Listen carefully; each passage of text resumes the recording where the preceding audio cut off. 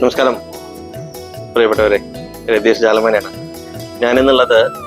പാലക്കാട് പടിഞ്ഞാറ് യാത്ര, അവിടെ ഉച്ചിമഹാളിയമ്മൻ ക്ഷേത്രത്തിലാണ് കേട്ടോ. അപ്പോൾ ഇവിടെ ഇനിയിപ്പോൾ അടുത്ത മാസം മെയ് 8, 9, 10 ആയിട്ട് ഇവിടെ ഇങ്ങനെ 7, 8, 9 ആയിട്ട് ഉത്സവങ്ങളും ഒക്കെ വരികയാണ്. എല്ലാവർക്കും നമസ്കാരം.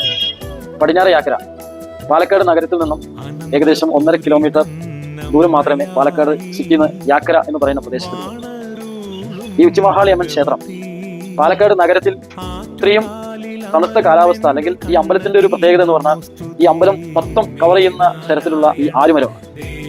ഈ ആൽമരത്തിന് ഏകദേശം ഒരു 200 വർഷം പഴക്കം. ഈ ആൽമരത്തിനും ഒരു ഐശ്വര്യം പ്രദാനം ചെയ്യുന്ന ഒരു ദേവി കൂടിയാണ് ഉച്ചിമഹാളിയമ്മൻ. ചൈതന്യ സ്വരൂപിയായ ഉച്ചിമഹാളി അമ്പലത്തിന്റെ പൊങ്കൽ മഹോത്സവം എല്ലാ വർഷവും വളരെ ഭംഗിയായി നടത്തിക്കൊണ്ടുവരികയാണ്. നമ്മളെല്ലാവരും കൂടി തീരുമാനിച്ചു, എല്ലാവർക്കും അതിന്റെ അനുഗ്രഹം കിട്ടട്ടെ എന്ന് പറഞ്ഞു.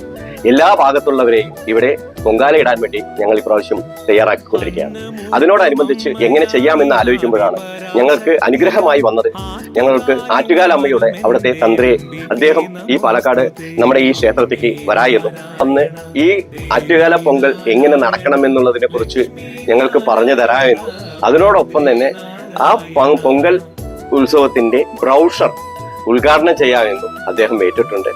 അദ്ദേഹം വരുന്ന ആ നല്ല ഒരു വേളയിൽ അദ്ദേഹത്തിന്റെ അനുഗ്രഹവും ദേവിയുടെ അനുഗ്രഹവും എല്ലാവർക്കും കിട്ടാൻ എല്ലാവരെയും ഞാൻ ഇവിടേക്ക് ക്ഷണിക്കുകയാണ്.